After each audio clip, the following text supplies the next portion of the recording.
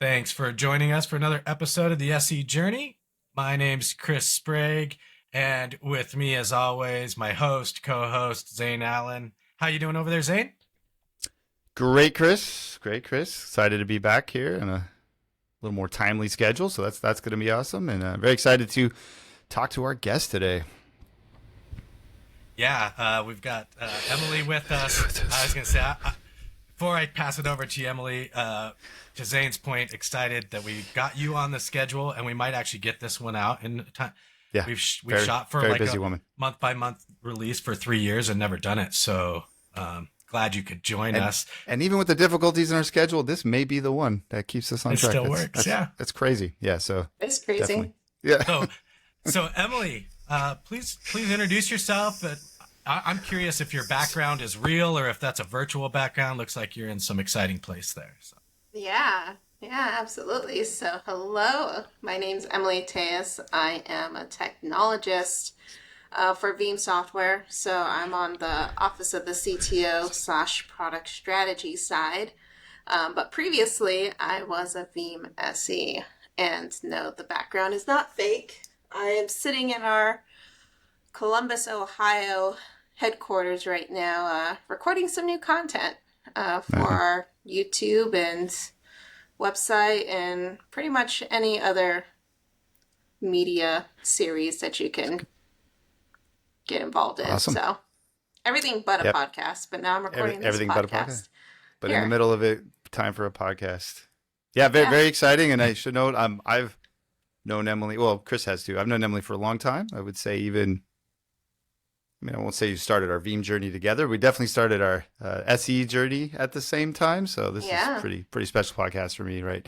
Having started in the Veeam office basically the same day, or maybe you were a week before me or whatever. But so excited to unwrap that journey for this podcast. So we really appreciate you coming on.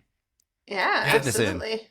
That's amazing. I haven't been there as long as your two friendships, but I can remember my first introduction to Emilee as well was a new hire at Veeam, and we were told like the amazing SE that does the best demos in the world is going to come show you guys how to do it, and here comes in Emilee and just blows it out of the water with the best Veeam demo you've seen. So I think I remember that. Yeah. It's because you wouldn't shut up. All I did the entire time was just make jokes. I don't think anybody paid attention to the content. They were more interested in the stories that I was telling. That's a good tip right there, right? Read the room, figure out what people are really going to pay attention to, right? No lectures, just, Stories are always good. Yeah. So I've had the pleasure of working with Zane, you and I being peers on the same team, and then Chris, you and I being peers from a partner engineer and SE in the West. So got to work together a lot, which is fun. Yeah, Emilee and myself. There was two other guys. One of them still there, Mr. Bailey. Maybe doesn't want me to mention his name, but I did. Got to get him on the podcast. We all sat in 4 cubicles and had headphones on and just yelled really loud over the. We yelled over each other. Over each other. We were on calls, and that was try to change the script that somebody else was saying, and then if you were off a call, you just started lobbing stuff over the cubicle. Yeah, software environments are fun. They can be fun, but especially when the customer can hear the other guy on the other side. They're like, why does it sound like there's an echo in the background? Yeah. Like you guys are almost saying the exact same thing, but you're obviously a female voice and that's a male voice. Very similar. What's going on? Really? That's fun. Very confused. Robots. Best story of that though was our boss at the time, who's out of Atlanta. His story was he would talk so loud that somebody on another call did what he asked his person to do. So like it was like, hey, I need you to touch that. The person's like, what? He's like, no, not you. Like that's Mr. Ackard just would. So I tried to emulate Ackard. Yeah. He was just like, because he would just stand up and just direct his voice. He would try to see how far you could throw it across the room. You gotta have fun with it. So you're the reason that when I was on a call with the customer, they deleted their Exchange database because they heard you from over the queue to delete that. saying that to someone else, and they were like, "Oh, let's just do it then. You're like this? No, not like that. What are you No. doing? No. Yeah, So this backup worked. exactly. You've been running those backups, right? Yeah, You click yeah. that button. POC call, the one and only time that I was like, "Ooh, all right, it's going to be a very interesting We're day." gonna see if this works. Yeah, I'm like, I don't know why you would just do that without actually checking, but okay.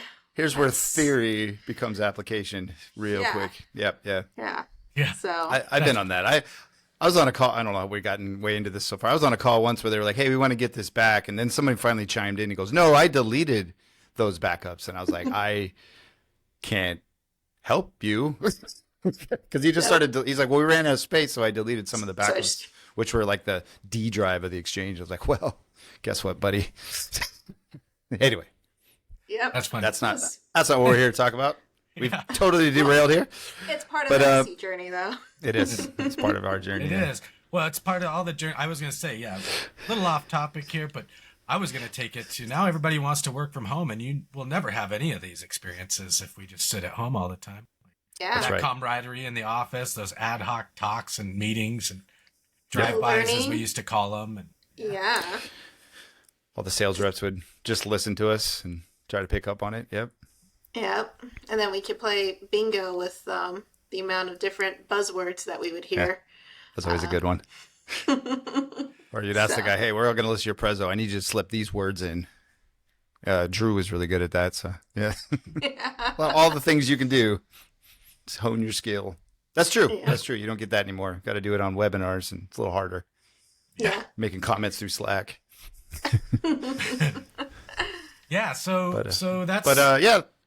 Oh, sorry. Yeah. I was going to say No. we should have Emilee walk us through. We know about that part, but we should probably walk through kind of how you got there, because I think your story, especially who we've talked to, is very different.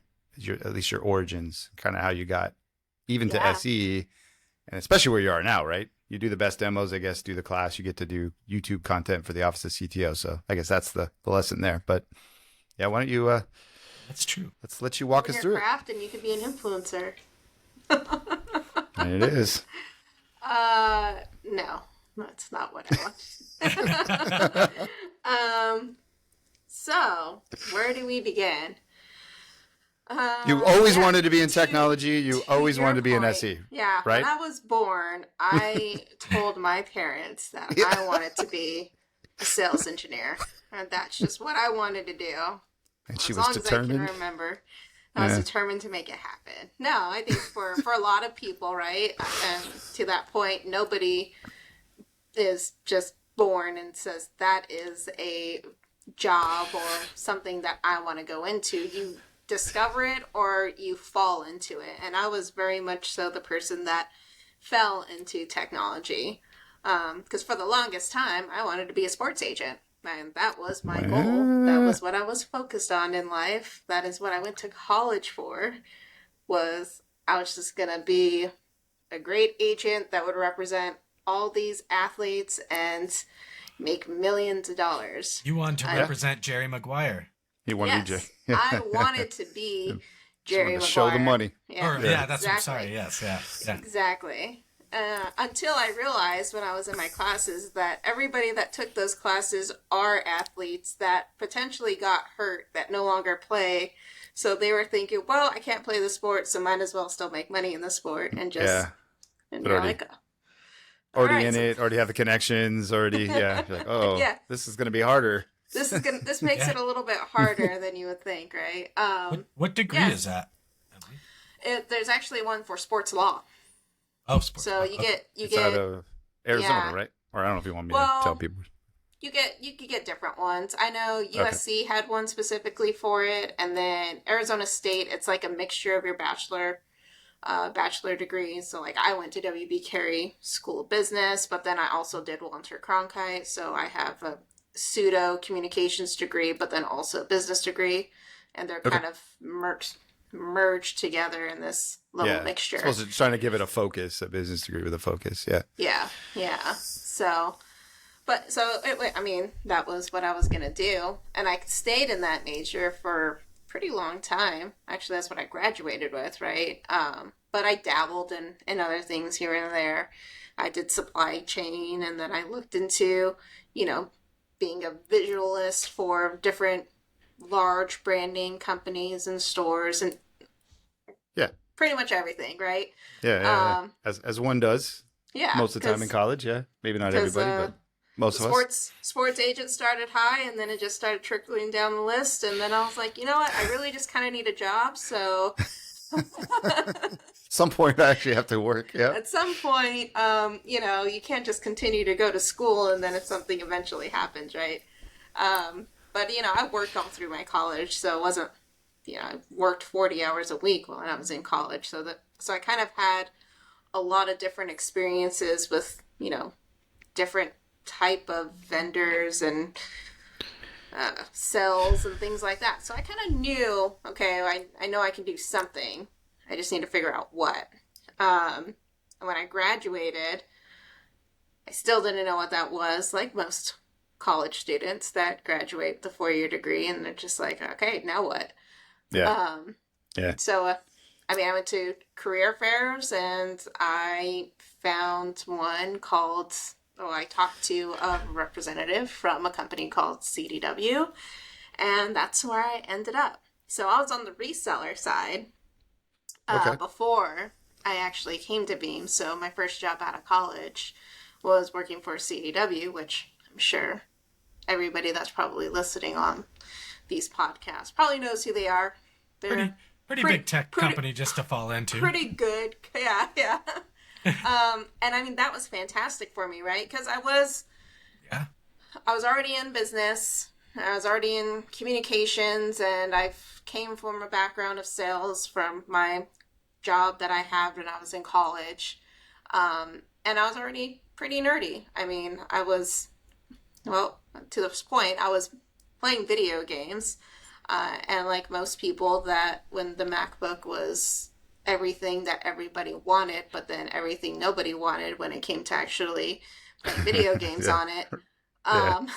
You learn how to dual boot your hard drive, so that way you can actually run games on it from a Windows perspective. So that's where kind of the technical piece started to come in. Was like, that's where how do things work, and yeah.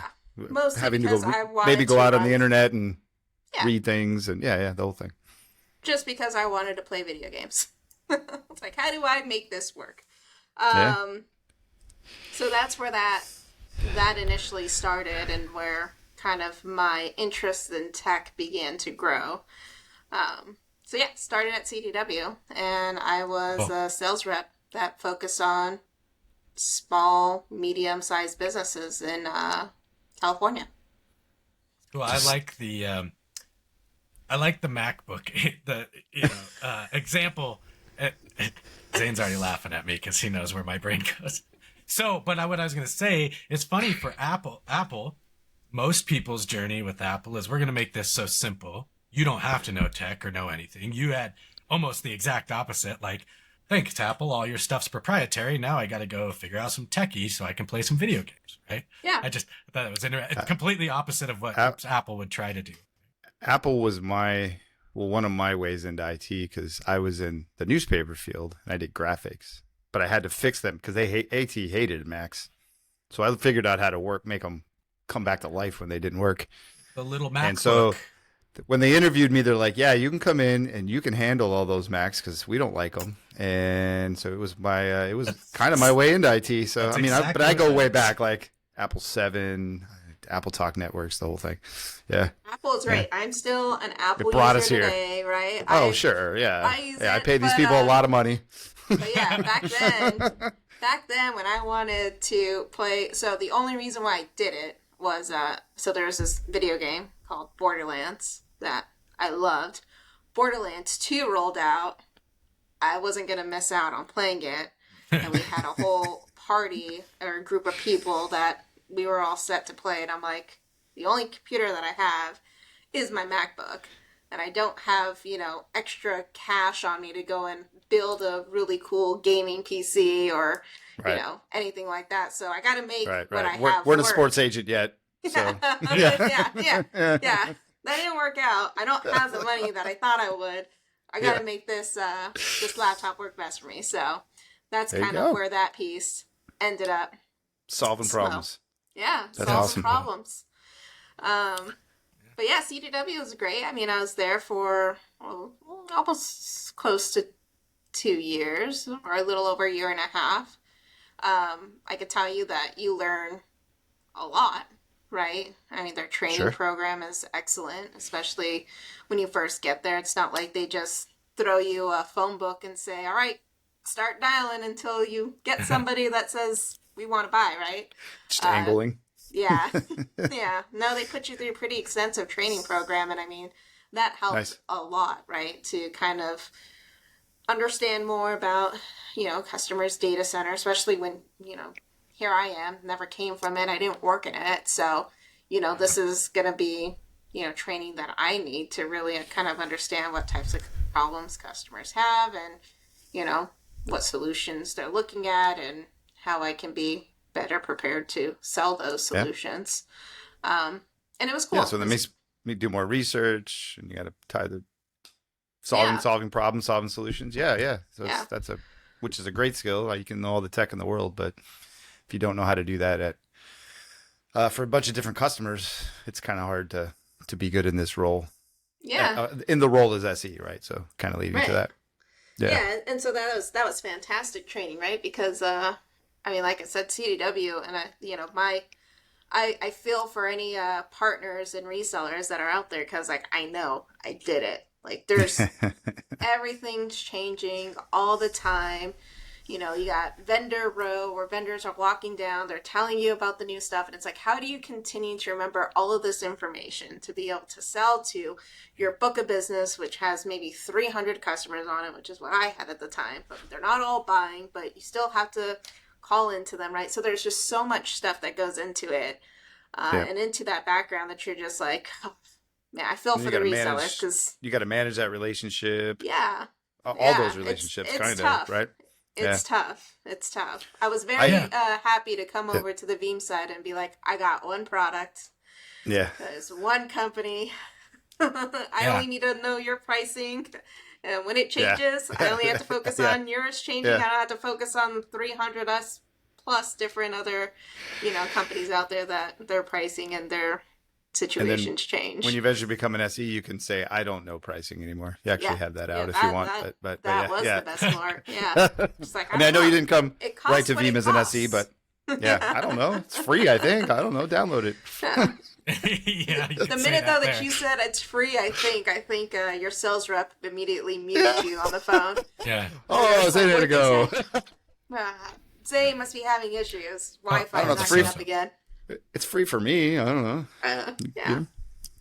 I was going to say, to your point about, now you get to focus on one product. You really get to kind of hone your skill around that product. And, we've been talking. That's what you're doing today. You're in there recording videos, and which is really nice for some of us, right? I was going to say on the other side, for anyone, out there new, trying to learn new technologies, or even if you are in IT and looking to come over to be an SE, and you really, a lot of us are hungry. We like learning lots of new things, and you want to learn all the tech out there. Those resellers are a great place to go, right? Someone big like that, like where you were, Emilee, because you do, not only do you get training, well, they support you and pay for training. You have those vendors coming in and showing you the products and help, like you said, help you understand the data center, and you could learn all sorts of technology. So if you're really hungry for things like that, that might be a path for you, right? You really want to focus, and you might even look at vendors that have a single product, or some vendors see what you like. Products.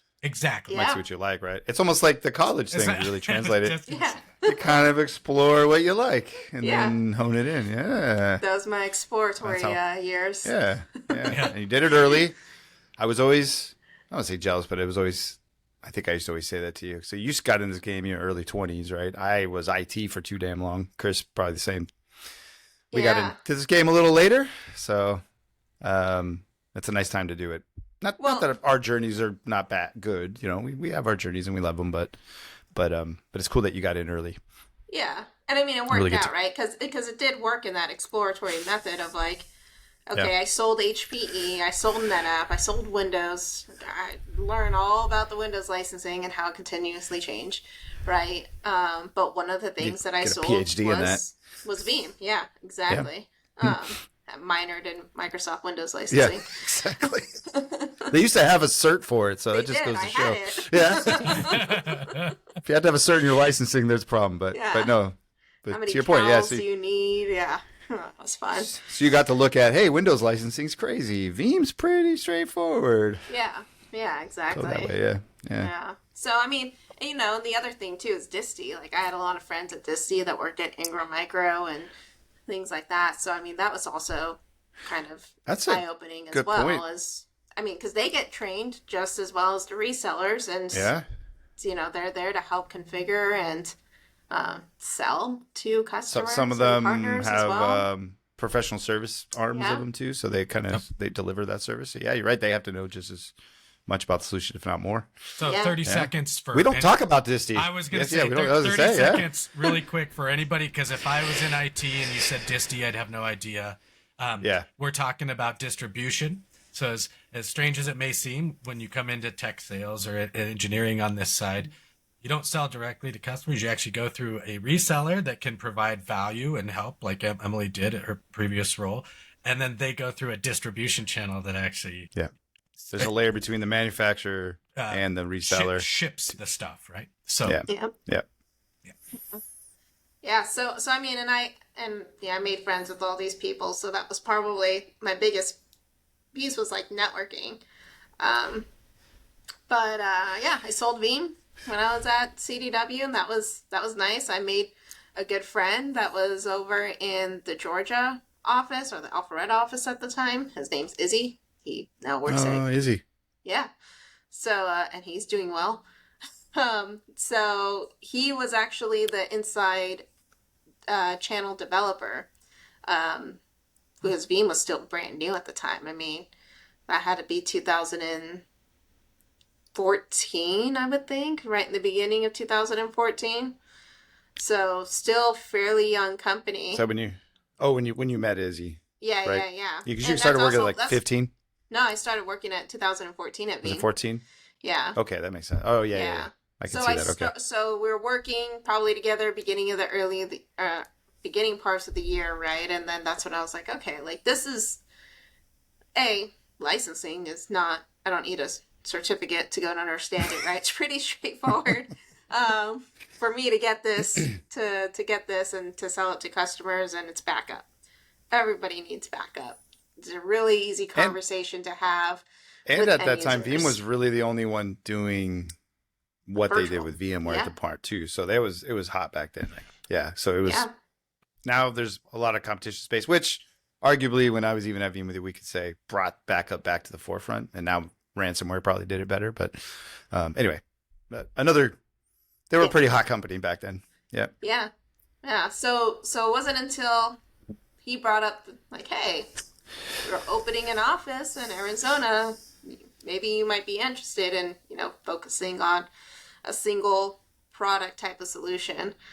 And I was at that time, right? Because it's a lot to continue to learn so many different technologies, but then also have to sell those and provide the business value and things like that. So I ended up moving over to Veeam in October of 2014. So I've been here for, it's going to be 9 years coming up. So quite some time. it's awesome. Congrats. Yeah.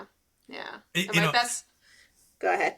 Oh, I was just going to interject real quick. I wanted to point out that we're talking about a lot about one product and focusing, and while that is can be a good thing, I know when I made the transition, I got some feedback. People going, you're going to go to Veeam and have focus on one product. You're going to be so bored. You'll have nothing to do. We make you sell 3,000 different products right now. How could you have fun selling one? Isn't that more fun? Yeah. Yeah. And I just want to, if anyone's reading that as a fear, one product, I'll be bored. It couldn't be further from the truth, right? I think, Oh, no. honestly, at Veeam, they've got multiple products now. Even Pure, we do. While you focus in one kind of, backup and disaster recovery and restoration, there's a lot of pieces to it that you could.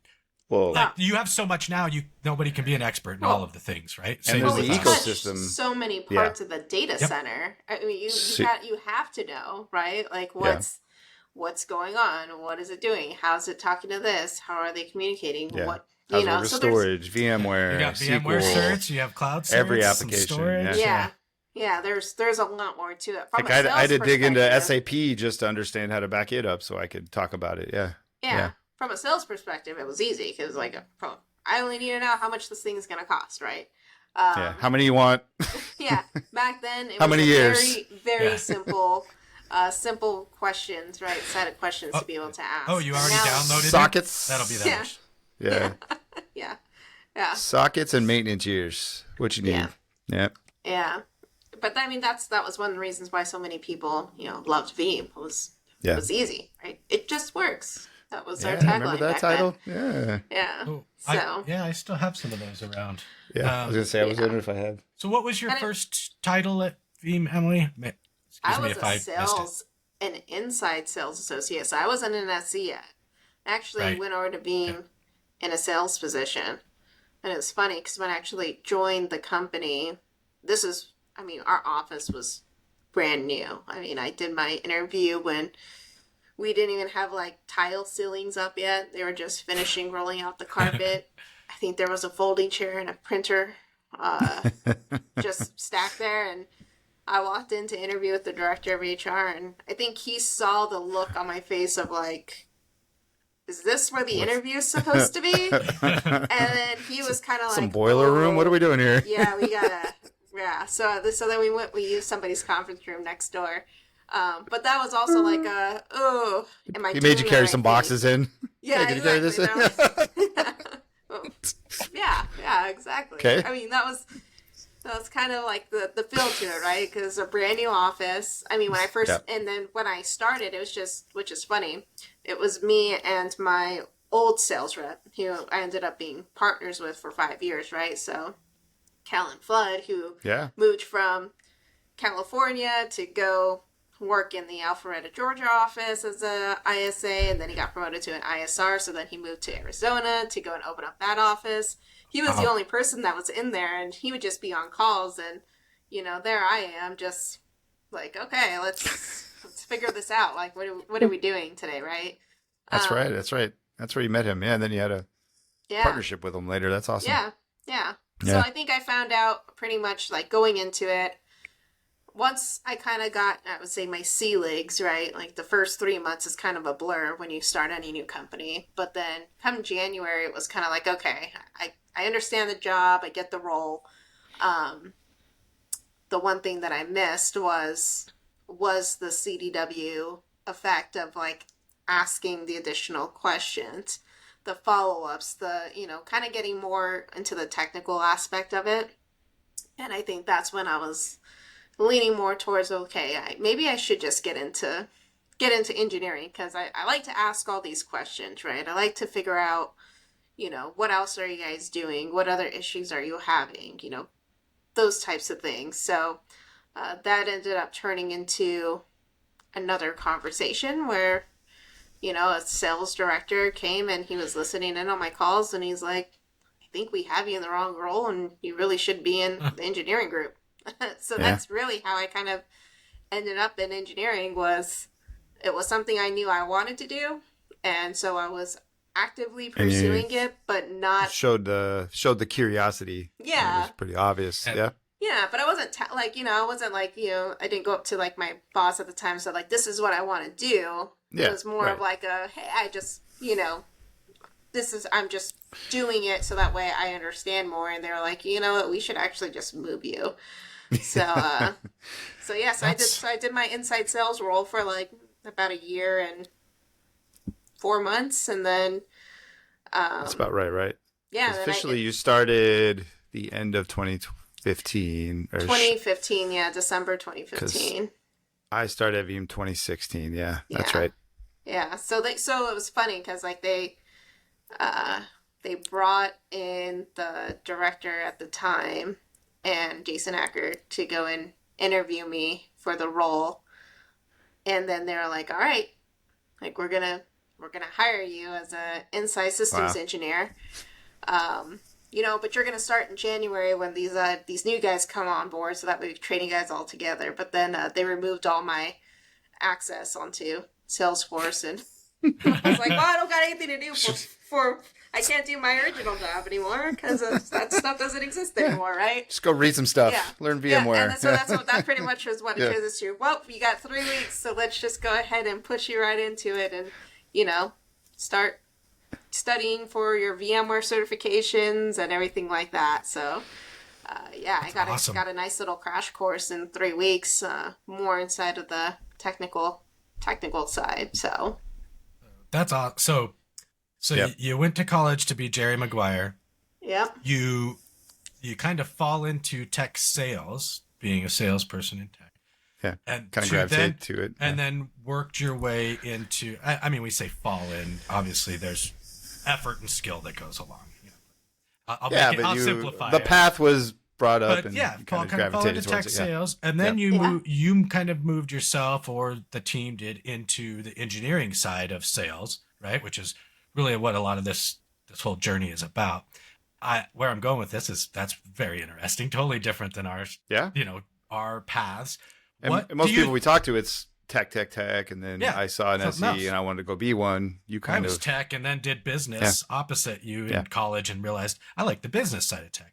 Where I'm going with all this is, Zane kind of brought it up. You showed curiosity. I'm curious what you think it was. What is it in you?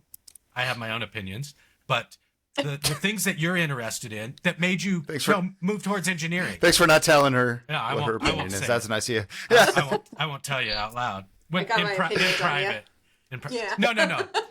All in a good way. But like I said, Zane already said curiosity. You're showing that and doing discovery probably. Well, what other skills, I worked with her for multiple years. But what other skills do you have that make you good at this? And I ask that is, if someone in IT is listening going, can I be an SE? What are the skills that drove you to become that engineer? Right? Yeah. No, I think for me, it was just, for one, and I always give this advice to anybody, right? You got to be passionate about what you do. And you have to have the aptitude to learn. Like you need to want to learn, right? And I think that's what that really drove me, was like every time I asked a new question and I didn't know what it meant, it was like it happens to this day, right? I asked something 3 hours ago and I'm like, what does that mean? And I'm like furiously looking it up and reading all I can to understand better, right? And I think that's what's always driven me is just this need and this want to learn more.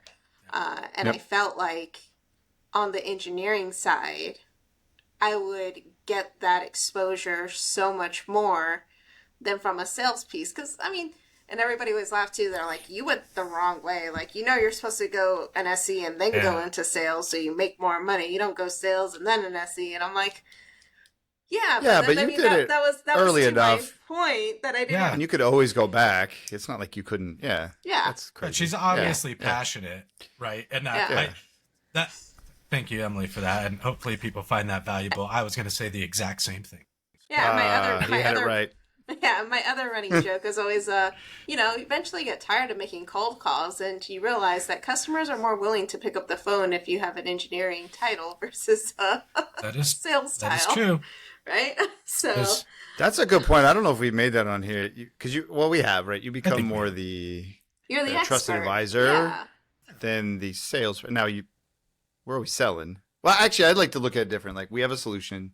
They have some problems. You ask the questions. That's the difference. Okay, I think this is how we could solve that for you. This is what I got, and I'll help you through it. Yeah. So it's sales, but it's trusted advisor. Yeah. Whereas the salesperson's like, hey, when are you gonna? So what's the process? Who's the decision maker? Do you have budget? It's all sales, right? Could be different, but we really want to help and support and consult, right? And on the side, they end up calling it selling to people. But we're really doing it out of the passion we have. No, Emily, that was great. And the example I was going to use was we're getting ready to get on this call, and Emilee's there in office trying to simulate a disaster recovery scenario, right? Like she's so into like her craft right now and what she's doing. Like that passion shows. So trying to I'm run glad the you said script that. and it never worked until about 30 minutes ago. And now I'm getting all the alerts for it that it's actually working, and I got to learn how to turn it off. So, Yeah. but yeah, I mean, Awesome. that was kind of it.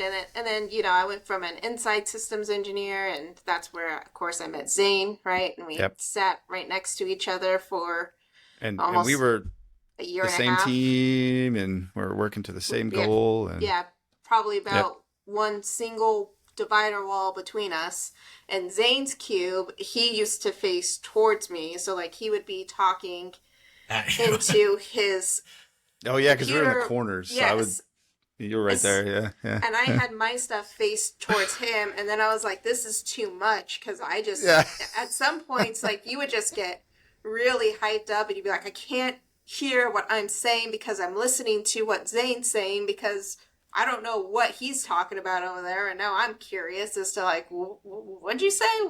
Wait, you said this repeat thing. that. Yeah, yeah. Right, repeat that. I think we had what did those they huge ask? headphones too, so I didn't have to Yeah. hear anything. If I was just like, I was like a helicopter pilot. Yeah. Anyway, yeah. Yeah. So then I shifted my stuff to go in the opposite direction, but that still didn't work because now my back kind of faced him, and I could still hear him just yelling at me.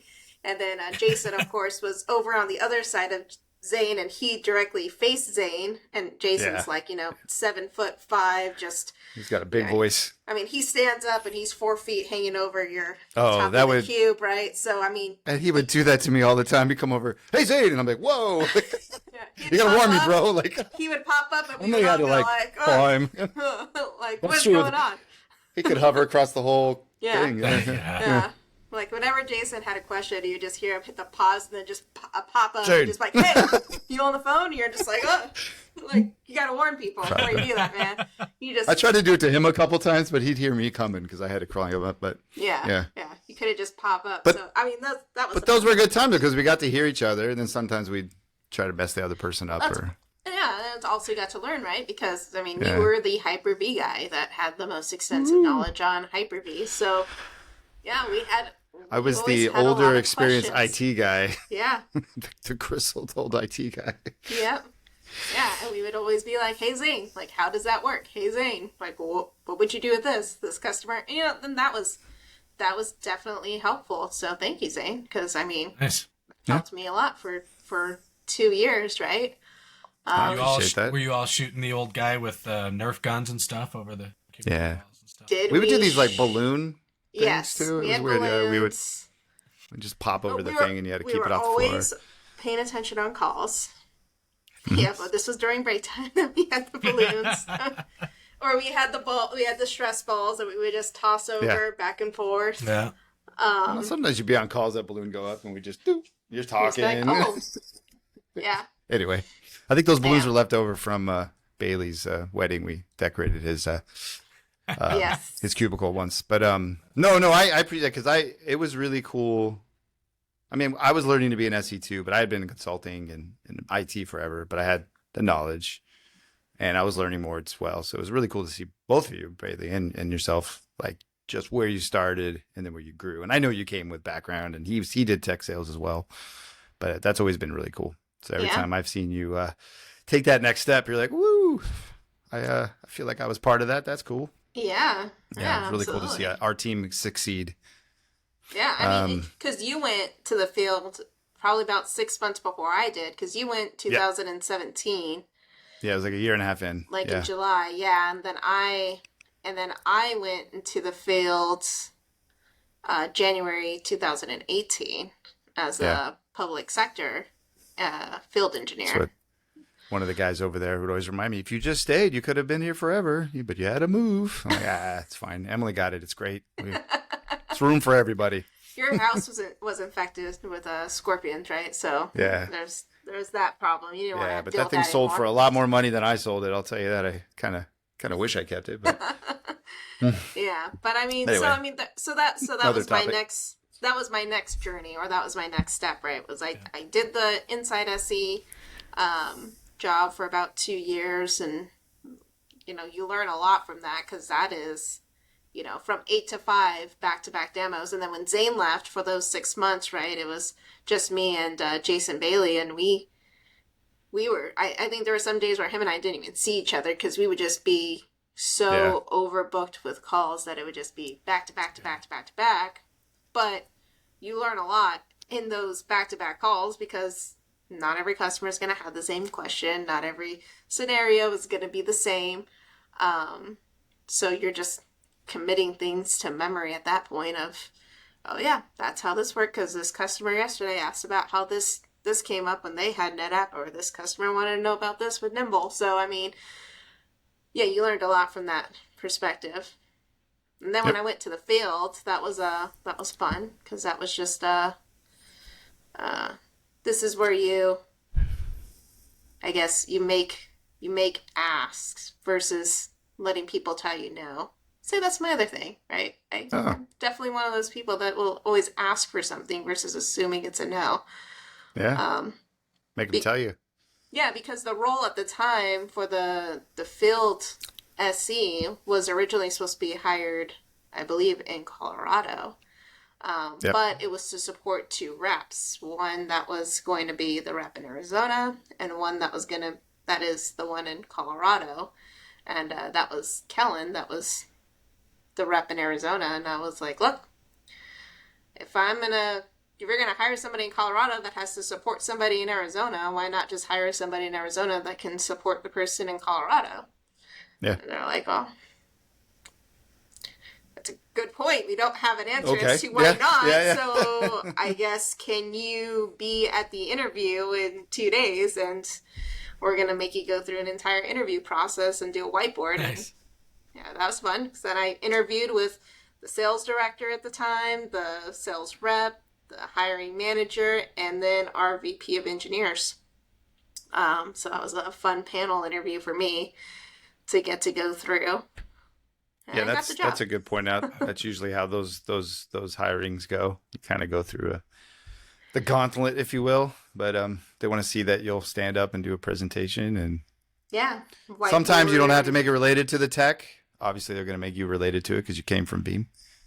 Same with me. Actually, mine was, how about you come up to Seattle and we just go to a customer meeting, and we've heard you on the phone, but let's see what you do in the field. Let's see if you show up. Like, all right. And then we're going to whirl around and take you city to city and see if you can stay awake. Yeah. But that's usually the process. Test. Just yeah. Shake him up, see what he does. Yeah. But no, it was a good experience. I mean, for me, I didn't think I was going to get the job. Here I am, an inside SC of 2 years, that was probably first time compared to the people that are interviewing, they're probably a little bit more qualified, and I'm making a demand that I don't have to be in Colorado. Yeah. I'm going to stay in I'm Arizona. Changing the job on you. Yeah. Like, there's that. So that probably worked. You closed them. They're like, oh, okay, she can close.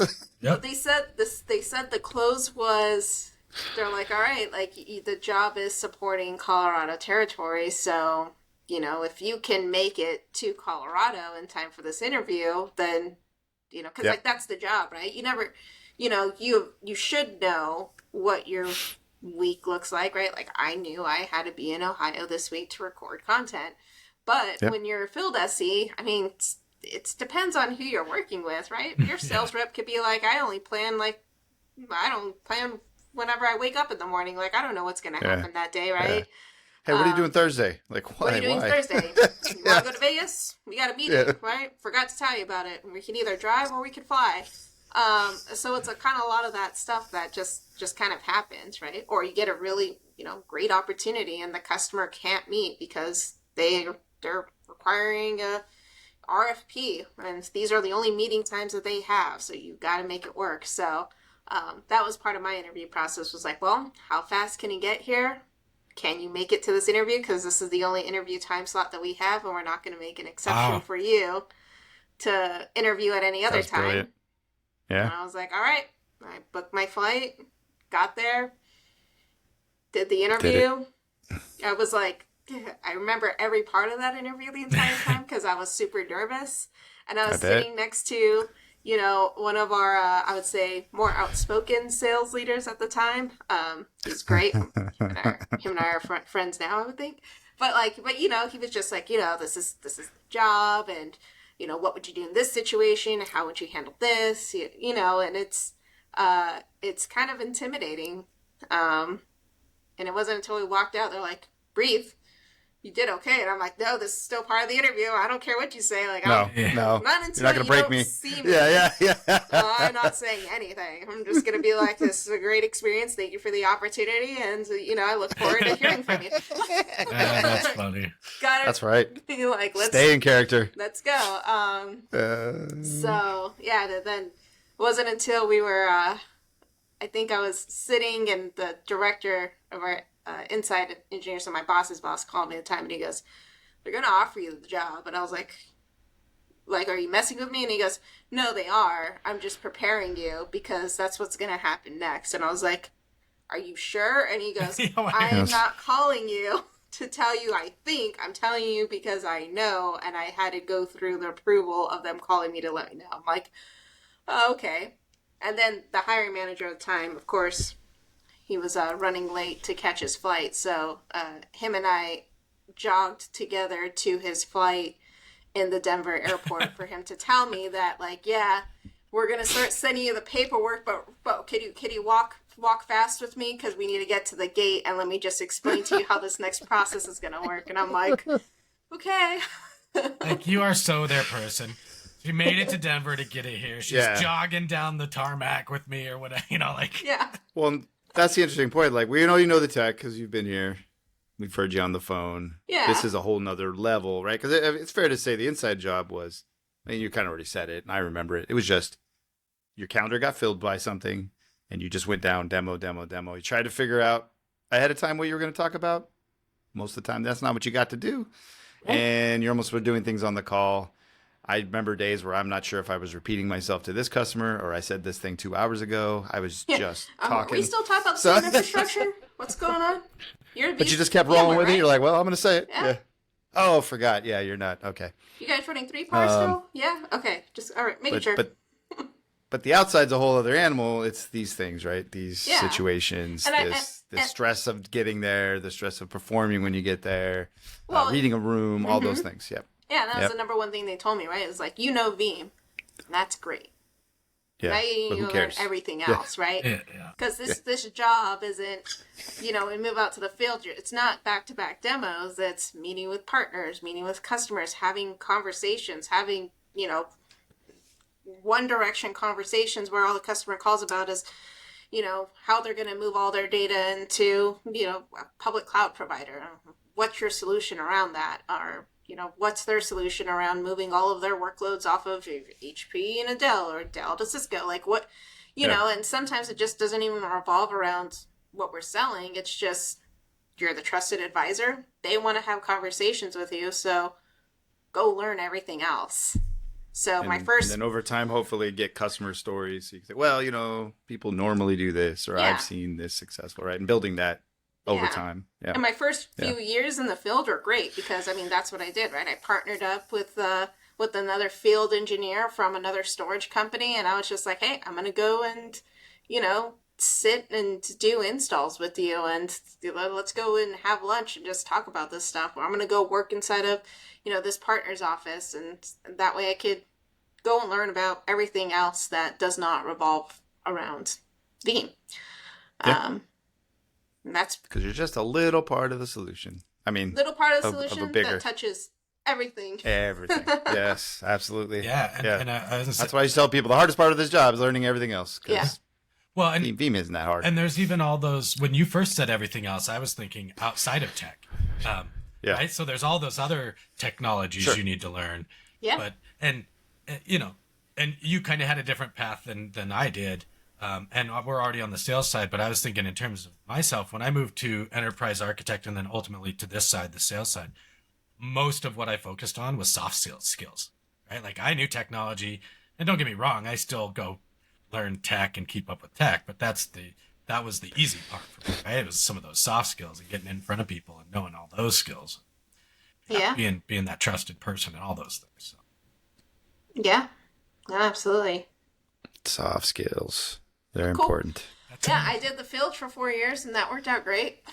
Yeah. Did a lot of different roles, right? Yeah, you were very successful there. You did a bunch of roles, and Kind of took more of a leadership role, I guess, in the region, maybe you could say. Anyway, but we all kind of did as we got seasoned. But now you're in a wholly different. I want to make it sound like it's a. I mean, I know. Well, almost a year now in my new role. But Dang. it's in a different role where it's not the day-to-day customer sales grind, right? It's a little bit more different from the sense of we're still selling, but you're not actually interfacing with each individual sale itself.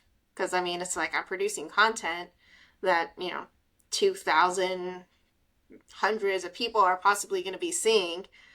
And I might be able to have some so that those conversations conversations can happen. Yeah, exactly. So it's been great. It's been fun. It's different. It's a different side of the business that you get to kind of see all the inner workings and behind the scenes that you don't usually get to see when you're, a direct seller or systems engineer. I like to say half the time my job is I live in the future, where it's just constant roadmap conversations and updates and what's coming next, and having a relationship with the product managers at the time. So it's very different. I would say for me, my first month, we did our big summit where we bring in all of our Veeam vanguards and our Veeam community, and we get them all together. And then we also brought in all of our product managers, right? The product leaders here at Veeam. And there's a little over 13 of them. And working at Veeam for 8 years, I'm familiar with the names because you see them on the forums, right? And then you send responses and you get a response back. Seeing the people in real life and putting a face and a name, you're like, oh, they're real. I've just seen a name this entire time. I've never actually seen you in person. So that was a kind of a cool moment for me to be able to see. Here's all the product managers, everybody that's been working, all the new updates and things that are to come, and the ones that were probably answering your questions when you would ask a stupid question on the forums, and they'd be like, "Oh, great question, yeah, they're gonna remember you." That was You linked the wrong thing onto this question. I know. It's the same question. I accidentally linked the one for Hyper-V when I meant to link the one for VMware. I'm sorry, but it still applies. Just answer the question. I got a few of those. And I was very specific. Like, I know this is the beta, and I understand this, but I got this error. Is it related? Why don't you just read the requirement? Like, I know. Like, just a yep, that's related. Just wait, and then that would be great. Yeah. Otherwise, I found a bug. That's a great point, though. I don't know. I'm glad to hear you say it. I didn't know if I was somewhat unique in that way, but there's something mentally, for me anyway, you meet someone and they've met you, and then you feel a little more connected, or like, I met that person, I can reach out to them. I remember the same time it happened here at my current company and when I worked at Veeam, and you're like, oh, wow, these are the people, right? So a great point. I was going to turn that around and say, you're probably kind of flipping to that side, whether you know it or recognize it or not. With your new role, there's probably people within the company now going, oh my God, Emilee's here. I've met Emilee. She's doing this. Good and bad, right? I mean, I had that situation at Veeam with with the CSM who came up to me. He's like, I've always wanted to meet you, and I'm like, why? Where's this going? What's going on? And he's like, I want to talk to you a little bit more about your story and your journey, what'd you do to get to, to do ABC. And I'm like, oh, okay, let's talk about that. But he was very amped up, and it was great because I was like, oh, cool. I never had this experience before, right? Because usually it's the opposite, and I'm just like, oh, there's so and so. I go talk to him, or maybe I'm a little too afraid to talk to him because I don't want him to remember me, because then what if I said something stupid, and then they're going to be like, oh, yeah, that was that chick that said something really dumb, and we don't want to talk to her.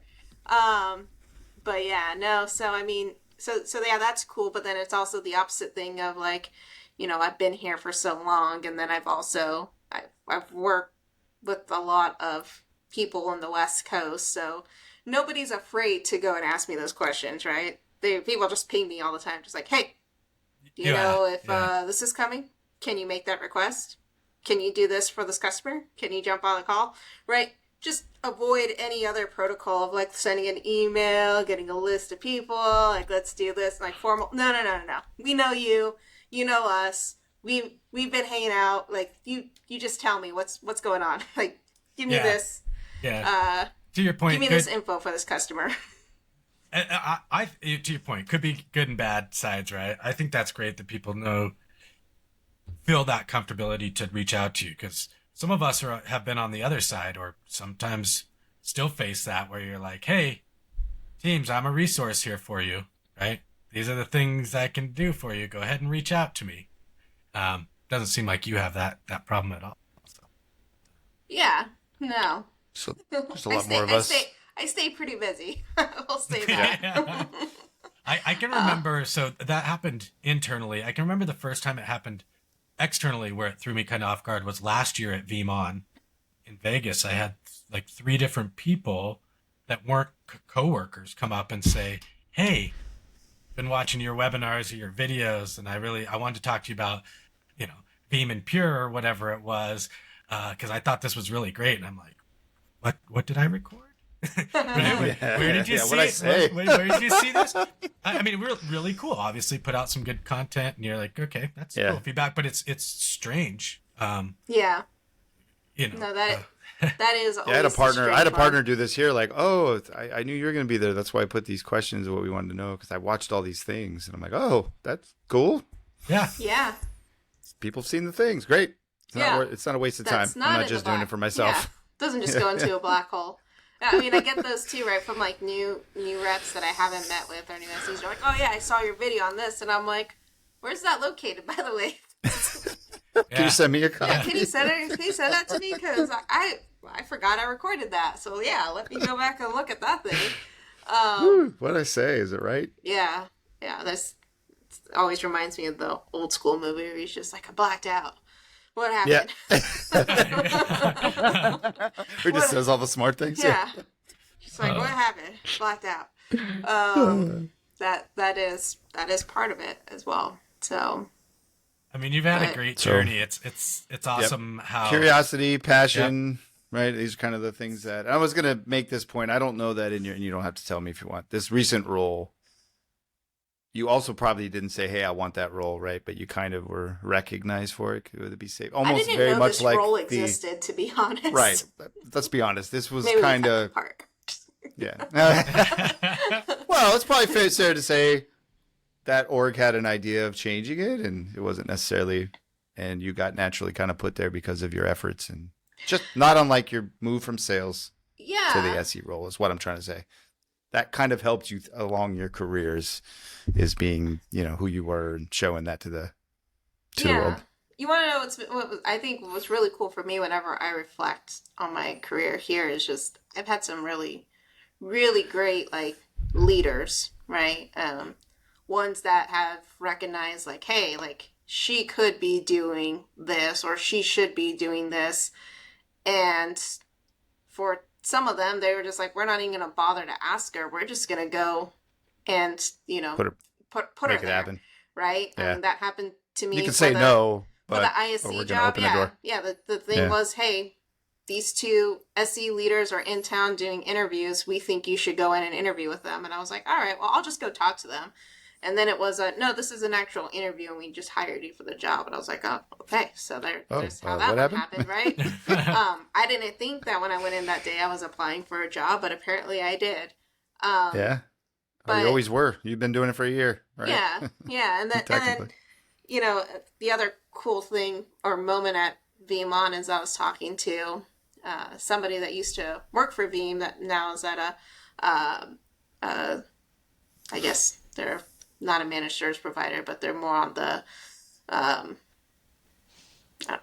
professional services side now, right? And he's like, oh, it was cool to see you up there on the main stage. It's kind of surreal. And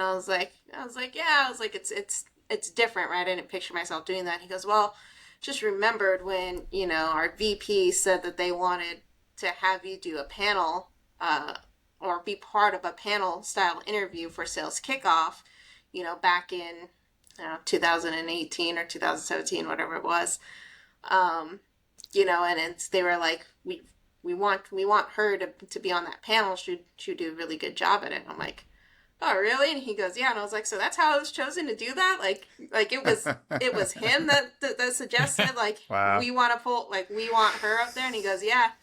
Like, he's like, man, he's like, to think, like, from that day, 2019, that we said, like, oh, we should put Emilee on that, panel for sales kickoff, to now you're doing, product demos and presentations for thousands of people. He's like, it's surreal to see that, that's, your journey, and you come a long way. And I'm like, should have seen me 4 years before that, right? That's what I was saying. Like, it was the same for me when I went to Veeam. Jerry McGuire. Right. It's real weird. Yeah. This is not what Jerry McGuire does. He doesn't go on stages at all. Yeah. So, I mean, there's... No, it's the same for me to be surreal, from the person that sat next to me in a cubicle to... Yeah, because, I mean, I knew we were doing... We went to Veeam and there you were. Yeah. On the big stage. Yeah.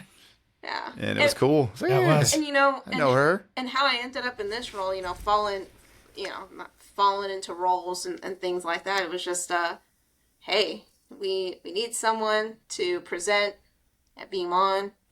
This was last year. Would you want to do it? I'm like, sure. They're like, sure. Well, dude, like, are you okay? Are you nervous with them? Yeah. I can't see anything behind the first two rows, so... That's another good trait, right?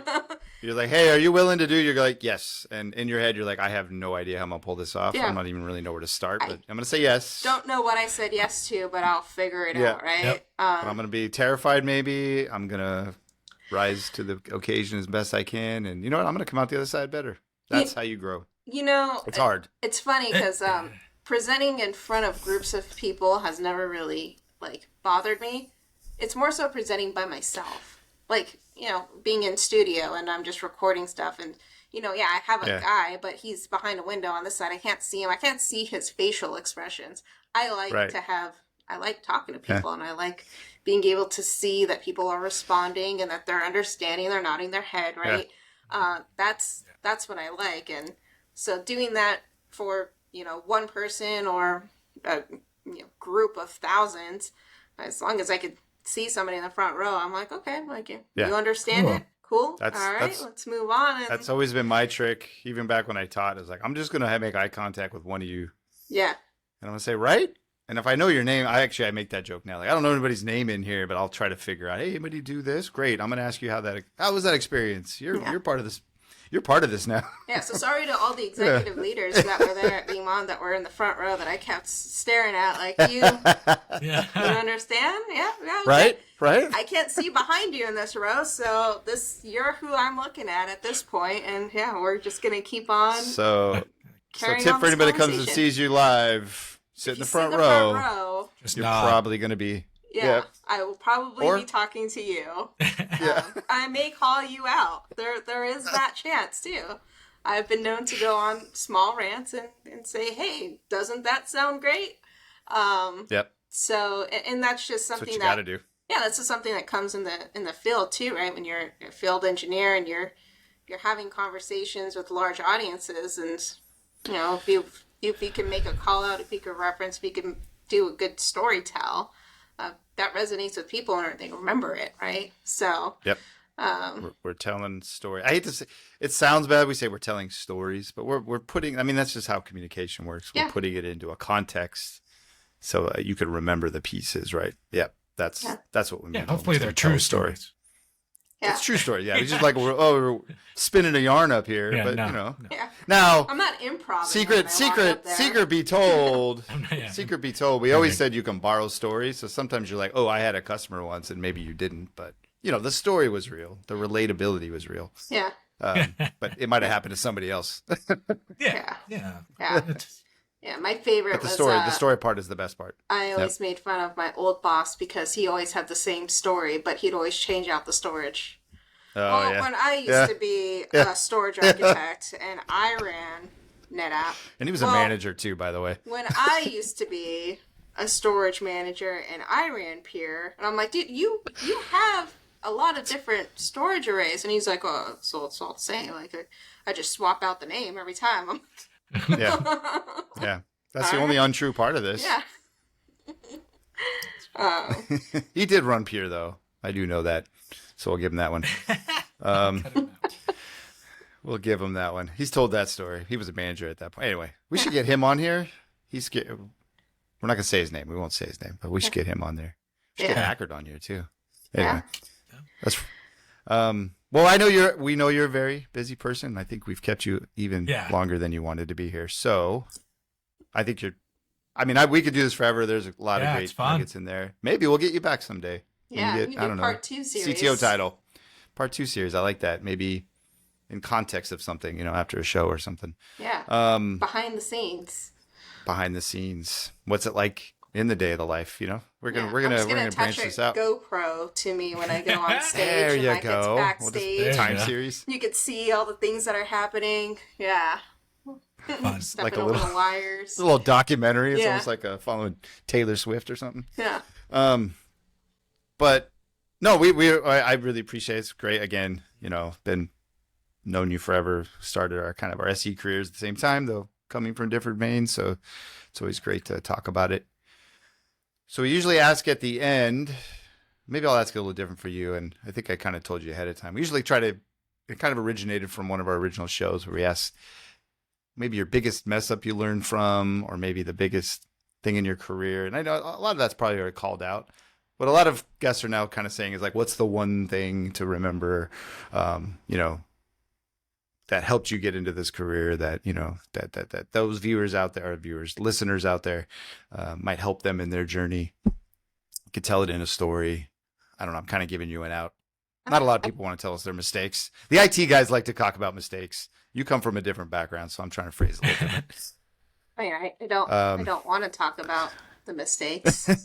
Well, and our point here is it's a learning journey.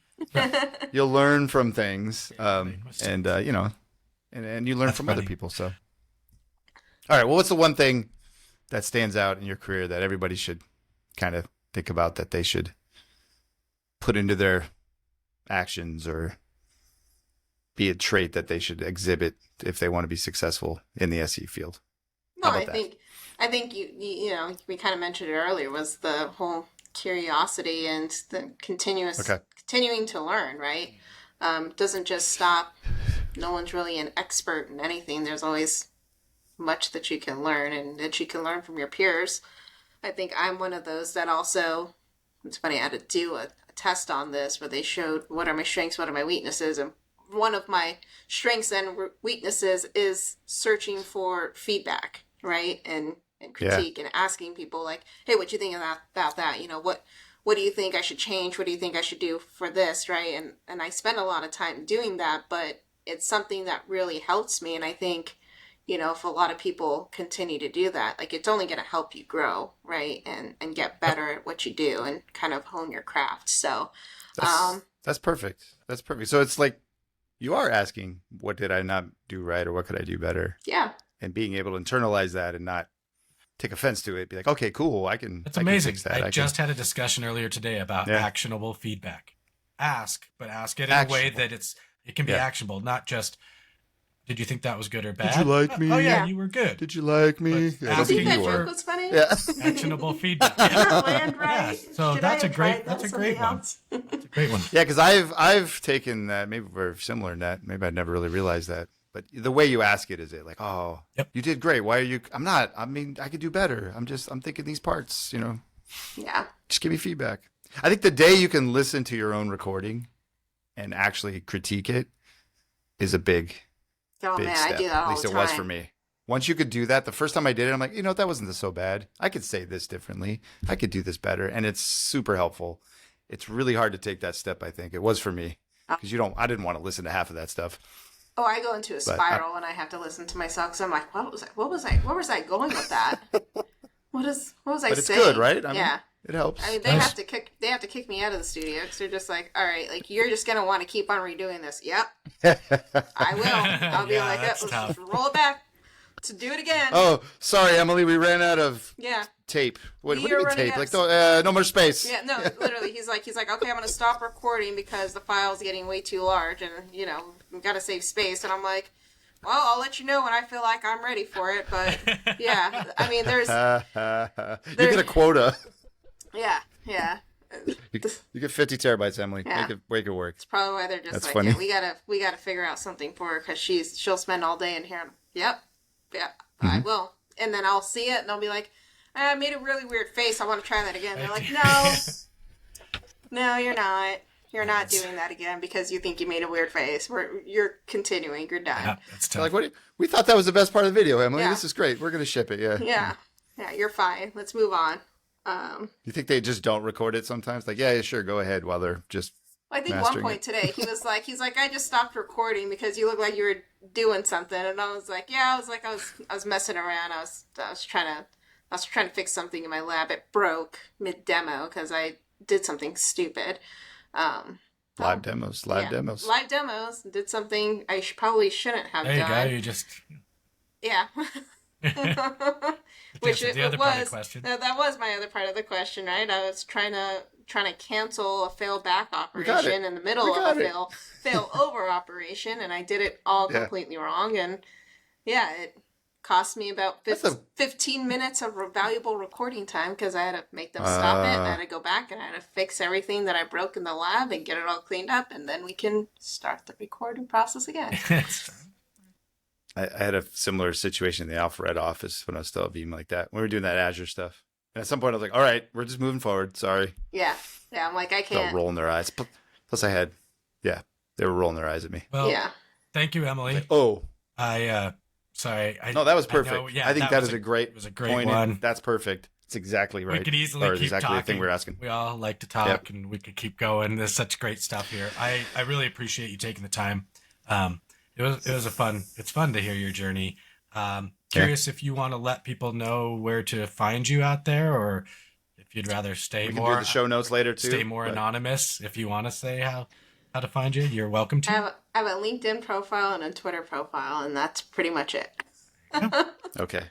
Or on Veeam.com, probably. Or you can just see me Like, on our YouTube channel. Yeah, you can see all the videos on YouTube or Veeam.com.